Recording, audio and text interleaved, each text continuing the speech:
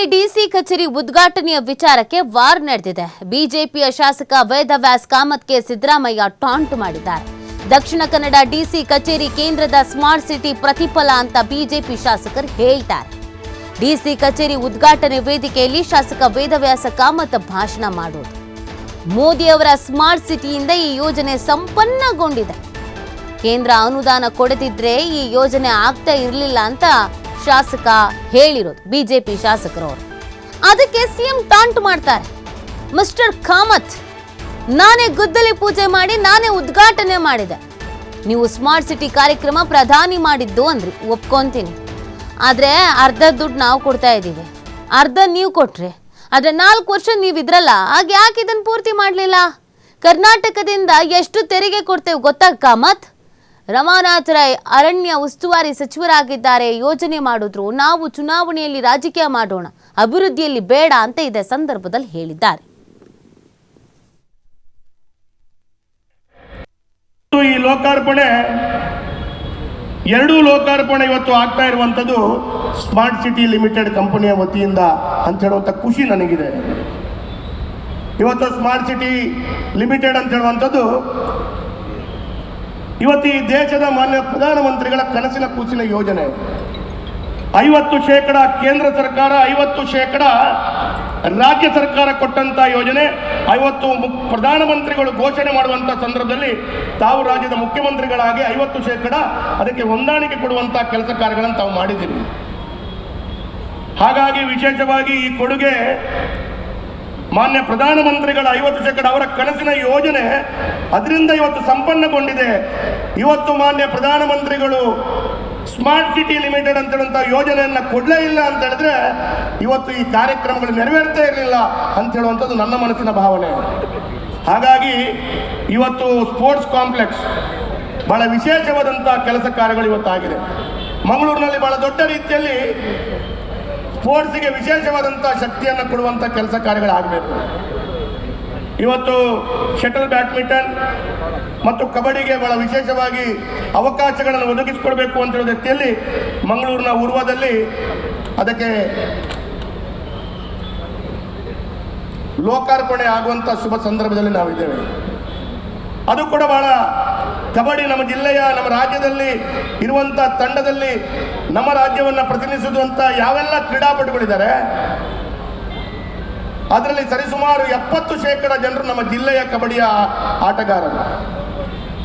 ಹಾಗಾಗಿ ಅವರಿಗೆ ವಿಶೇಷವಾಗಿ ಸಹಕಾರ ಕೊಡಬೇಕು ಅಂತ ಹೇಳೋದ್ರ ದೃಷ್ಟಿಯಲ್ಲಿ ಕಬಡ್ಡಿ ಕ್ರೀಡಾಂಗಣವನ್ನು ಪ್ರಾರಂಭದಲ್ಲಿ ಸರಿಸುಮಾರು 30-35 ಕೋಟಿ ರೂಪಾಯಿ ಅನುದಾನವನ್ನು ಒದಗಿಸಿಕೊಡ್ಬೇಕು ಅಂತ ಹೇಳೋ ಸಂದರ್ಭದಲ್ಲಿ ಮಾನ್ಯ ನಮ್ಮ ಸ್ಪೀಕರ್ ಅವರು ನಗರಾಭಿವೃದ್ಧಿ ಮಂತ್ರಿಗಳಾಗಿ ಅದಕ್ಕೆ ವಿಶೇಷವಾಗಿ ಅವಕಾಶ ಕೊಟ್ಟರು. ತದನಂತರ ಅವಕಾಶ ಬಂದ ನಂತರ ಇಷ್ಟೊಂದು ದೊಡ್ಡ ಮೊತ್ತದ ಸ್ಪೋರ್ಟ್ಸ್ ಕಾಂಪ್ಲೆಕ್ಸ್ ಮಂಗಳೂರಿಗೆ ಅವಶ್ಯಕತೆ ಇಲ್ಲ ಅಂತ ಹೇಳುವಂಥದ್ದನ್ನು ಆ ಸ್ಪೋರ್ಟ್ಸ್ ಕಾಂಪ್ಲೆಕ್ಸ್ ಕ್ಯಾನ್ಸಲ್ ಆದಂಥ ಸಂದರ್ಭದಲ್ಲಿ ಕೂಡ ಅದನ್ನು ಪುನರಪಿ ಜೋಡಿಸ್ಕೊಡ್ಬೇಕು ಅಂತ ಹೇಳೋ ದೃಷ್ಟಿಯಲ್ಲಿ ಅವತ್ತು ವಿಶೇಷವಾದಂಥ ಪ್ರಯತ್ನಗಳು ನೆರವೇರಿದವು. ಅದಕ್ಕೆ ಬಹಳ ದೊಡ್ಡ ರೀತಿಯಲ್ಲಿ ಶಕ್ತಿಯುತವಾಗಿ ಆ ಸಂದರ್ಭದಲ್ಲಿ ಒಂದು ಸೌಭಾಗ್ಯ ನಂದು ಏನಪ್ಪ ಅಂತಂದ್ರೆ, ಮಿಸ್ಟರ್ ಕಾಮತ್, ನಾನೇ ಇದಕ್ಕೆ ಬುದ್ಧಿ ಪೂಜೆ ಮಾಡಿದ್ದೆ.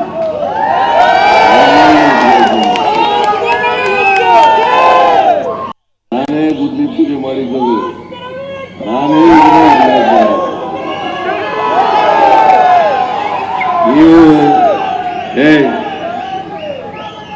ನೀವೊಂದು ಮಾತು ಹೇಳಿದ್ರಿ, ಸ್ಮಾರ್ಟ್ ಸಿಟಿ ಕಾರ್ಯಕ್ರಮವನ್ನ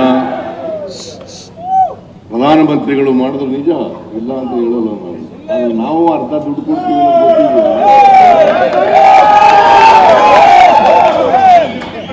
ಅಲ್ಲಪ್ಪ, ಅದು ಅರ್ಧ ದುಡ್ಡು ಕೊಡ್ತೀವಲ್ಲ. ನೀವು 4 ವರ್ಷ ಇದ್ರಲ್ಲ, ಹಾಗೆ ಖರ್ಚು ಮಾಡಲಿಲ್ಲ.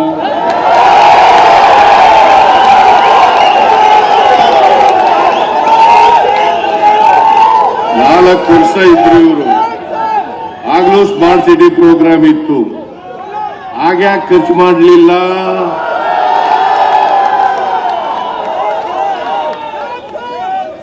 ಖರ್ಚು ಮಾಡಿದ್ರೆ ಇಷ್ಟು ದಿನ ಬೇಕಾಗಿತ್ತ?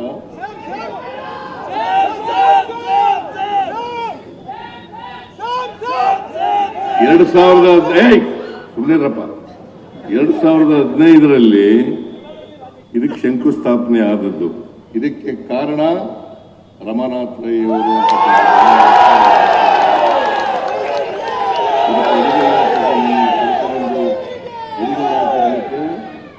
ರಮಾನಾಥ್ ರೈ ಅವರು ಜಿಲ್ಲಾ ಮಂತ್ರಿ ಆಗಿದ್ರು, ಉಸ್ತುವಾರಿ ಸಚಿವರಾಗಿದ್ರು,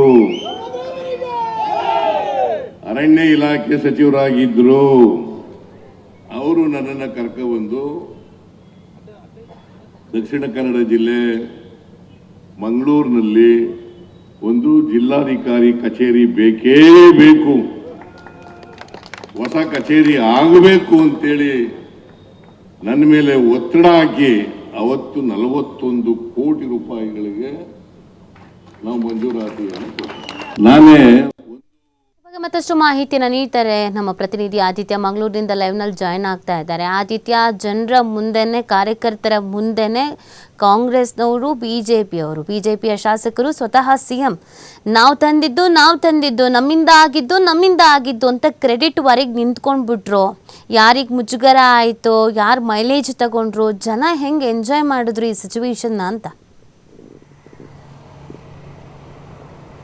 ನಿಜಕ್ಕೂ ಕೂಡ ನೀತಿ, ಯಾಕಂದರೆ ದಕ್ಷಿಣ ಕನ್ನಡ ಜಿಲ್ಲೆಯ ಜನರ ಒಂದು ಬಹು ವರ್ಷದ ಬೇಡಿಕೆ ಅದು ನೂತನ ಜಿಲ್ಲಾಧಿಕಾರಿ ಕಚೇರಿ ನಿನ್ನೆ ಪಡೀಲ್ನಲ್ಲಿ ಉದ್ಘಾಟನೆ ಆಗಿತ್ತು. ಆದರೆ ಉದ್ಘಾಟನೆ ಮಾಡೋದಕ್ಕೆ ಸಿಎಂ ಸಿದ್ದರಾಮಯ್ಯನವರು ಆಗಮಿಸಿದ್ರು. ಆದರೆ ಆ ವೇದಿಕೆ ಏನಿತ್ತು ಅದೊಂದು ಉದ್ಘಾಟನೆಯ ವೇದಿಕೆಯ ಬದಲಿಗೆ ಒಂದು ರೀತಿ ಸದನದಲ್ಲಿ ಏನಾದರೂ ಚರ್ಚೆಗಳಾಗ್ತಾ ಇದೆಯಾ, ವಾಗ್ವಾದಗಳಾಗ್ತಾ ಇದೆಯಾ ಅನ್ನುವ ರೀತಿಯ ಫೀಲ್ ಅಲ್ಲಿ ಕ್ರಿಯೇಟ್ ಆಗಿತ್ತು. ಯಾಕಂದರೆ ಕ್ರೆಡಿಟ್ ವಾರ್ ಸಂಬಂಧಪಟ್ಟ ಹಾಗೆ ಆ ಜಿಲ್ಲಾಧಿಕಾರಿ ಕಚೇರಿಗೆ ಏನಲ್ಲಿ ಲೋಕಾರ್ಪಣೆ ಆಗಿದೆ, ಇದು ಸ್ಮಾರ್ಟ್ ಸಿಟಿ ಯೋಜನೆಯಿಂದ ಇದು ಮಂಜೂರಾಗಿದೆ ಅನ್ನುವಂಥ ರೀತಿಯಲ್ಲಿ ಮಂಗಳೂರು ಶಾಸಕ ವೇದವ್ಯಾಸ್ ಕಾಮತ್ರವರು ಒಂದು ಭಾಷಣವನ್ನು ಮಾಡ್ತಾರೆ. ಅವರು ಆ ವೇದಿಕೆಯ ಒಂದು ಅಧ್ಯಕ್ಷತೆಯನ್ನು ವಹಿಸಿಕೊಂಡಿದ್ರು.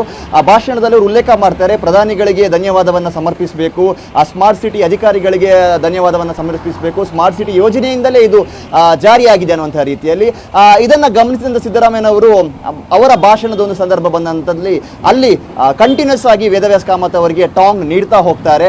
ಭಾಷಣದ ಉದ್ದಕ್ಕೂ ಕೂಡ ಅವರು ಪ್ರತಿ ಬಾರಿ ವೇದವ್ಯಾಸ್ ಕಾಮತ್ಗೆ ಟಾಂಗ್ ನೀಡುವಂಥದ್ದನ್ನು ನಾವು ಗಮನಿಸಬಹುದು. ಯಾಕಂದರೆ ಈ ಹಿಂದೆ 2013ರ ಅವಧಿಯಲ್ಲಿ ಮುಖ್ಯಮಂತ್ರಿಗಳು ಏನು ಅಧಿಕಾರದಲ್ಲಿದ್ದರು ಸಿದ್ದರಾಮಯ್ಯನವರು, ಈ ವೇಳೆಯಲ್ಲಿ ಅದಕ್ಕೆ ಶಂಕುಸ್ಥಾಪನೆಯನ್ನು ಮಾಡಲಾಗಿತ್ತು. ಆ ಬಳಿಕ ಸುಮಾರು 2019-23ರ ಅವಧಿ ಅಂದರೆ ಬಿಜೆಪಿ ಸರ್ಕಾರದ ಅವಧಿಯಲ್ಲಿ ಆ ಒಂದು ಕಾಮಗಾರಿ ಸ್ಥಗಿತವಾಗಿತ್ತು. ಸಂಪೂರ್ಣವಾಗಿ ಅದು ಒಂದು ರೀತಿ ಭೂತ ಬಂಗಲೆಯ ರೀತಿ ಪರಿವರ್ತನೆ ಆಗಿತ್ತು. ಈ ವಿಚಾರವನ್ನು ಕೂಡ ಸಿದ್ದರಾಮಯ್ಯನವರು ವೇದಿಕೆಯ ಮೇಲೆ ಉಲ್ಲೇಖ ಮಾಡ್ತಾರೆ. ನಿಮ್ಮದೇ ಸರ್ಕಾರ ಆಯಿತು, ನಿಮ್ಮದೇ ಸ್ಮಾರ್ಟ್ ಸಿಟಿ ಯೋಜನೆ ಆಯಿತು, ನಿಮ್ಮದೇ ಕೇಂದ್ರ ಸರ್ಕಾರ ಆಯಿತು, ನೀವು ಮಾಡ್ಬೋದಿತ್ತಲ್ಲ, ಯಾಕೆ ನೀವು ಮಾಡಲಿಲ್ಲ ಅನ್ನುವಂಥ ರೀತಿಯ ಪ್ರಶ್ನೆಯನ್ನ ಕೌಂಟರ್ ಅನ್ನ ವೇದವ್ಯಾಸ್ ಕಾಮತ್ ಅವರಿಗೆ ನೀಡ್ತಾರೆ. ಇದಕ್ಕೆ ವೇದವ್ಯಾಸ್ ಕಾಮತ್ ಅವರು ಒಂದು ರೀತಿ ತಲೆಯನ್ನು ಆಡಿಸ್ತಾರೆ ಬಿಟ್ಟರೆ ಯಾವುದೇ ರೀತಿಯ ಉತ್ತರವನ್ನ ಕೊಡೋದಕ್ಕೆ ಹೋಗೋದಿಲ್ಲ. ಒಂದು ರೀತಿ ಕಾಮತ್ ಅವರು ಸಿದ್ದರಾಮಯ್ಯನವರನ್ನ ಕೇಳಕ್ಕೆ ಒಂದು ರೀತಿ ಪೇಚಿಗೆ ಸಿಲುಕಿದಂತ ವಿಚಾರ ಕೂಡ ಅಲ್ಲಿ ಬರುತ್ತೆ. ಮತ್ತೆ ಕಾಮತ್ ಅವರು ನರೇಂದ್ರ ಮೋದಿ ಅವರಿಗೆ ಧನ್ಯವಾದವನ್ನ ಹೇಳಿದಂತ ವಿಚಾರಕ್ಕೂ ಕೂಡ ಸಿದ್ದರಾಮಯ್ಯನವರು ಅಲ್ಲಿ ಕೌಂಟರ್ನ ನೀಡ್ತಾರೆ. ನಾವು ರಾಜ್ಯದಿಂದ ಸುಮಾರು 4.5 ಲಕ್ಷ ಕೋಟಿ ರೂಪಾಯಿ ತೆರಿಗೆಯನ್ನ ಕೇಂದ್ರಕ್ಕೆ ಕೊಡ್ತೀವಿ, ಆದರೆ ನಮಗೆ ಬರುವಂತದ್ದು ಕೇವಲ 50ರಿಂದ 60 ಸಾವಿರ ಕೋಟಿ ಅಷ್ಟೇ. ಇದನ್ನ ಕೂಡ ನಿಮ್ಮ ಮೋದಿಯವರ ಬಳಿ ಹೇಳಿ ಅದನ್ನ ನಮಗೆ ಕೊಡಿಸಿ, ನೀವು ಧನ್ಯವಾದ ಹೇಳಿದ್ರಲ್ಲ ಅನ್ನುವಂಥ ರೀತಿಯಲ್ಲಿ ಮತ್ತೆ ಸಿದ್ದರಾಮಯ್ಯನವರು ಟಾಂಗ್ ನೀಡಕ್ಕೆ ಹೋಗ್ತಾರೆ. ಕೆಳಗಿದ್ದಂತಹ ಜನರು ಕೂಡ ಇದನ್ನ ಬಹಳ ಎಂಜಾಯ್ ಮಾಡ್ತಾ ಇದ್ರು, ಕಿರುಚಾಡ್ತಾ ಇದ್ರು. ಒಂದು ರೀತಿಯಲ್ಲಿ ಹೇಳಬೇಕು ಅಂದ್ರೆ ಆ ವೇದಿಕೆ ಏನಿತ್ತು ಸಂಪೂರ್ಣವಾಗಿ ಒಂದು ರೀತಿ ರಾಜಕೀಯ ಚರ್ಚೆಗೆ ಸೀಮಿತವಾದ ರೀತಿಯಲ್ಲಿ ಕಾಣಿಸ್ತಾ ಇತ್ತು. ಸದನದಲ್ಲೇನೋ ಚರ್ಚೆ ನಡೀತಾ ಇದೆಯಾ ಅನ್ನುವಂಥ ರೀತಿಯ ಒಂದು ಅನುಭವ ಅಲ್ಲಿ ಆಗ್ತಾ ಇತ್ತು. ಸಿದ್ದರಾಮಯ್ಯನವರು ಕೂಡ ತಮ್ಮೊಂದು ಕ್ಲಾಸಿಕ್ ಸ್ಟೈಲ್ ಅಲ್ಲಿ ಏನು ವೇದವ್ಯಾಸ್ ಕಾಮತ್ ಅವರು ಕೇಣಿಕಿದ್ರು ಅದಕ್ಕೆ ಟಾಂಗ್ ಮೇಲೆ ಟಾಂಗ್ ಕೊಡ್ತಾ ಹೋಗಿದ್ದಾರೆ ನೀತಿ. Okay, thank you Aditya.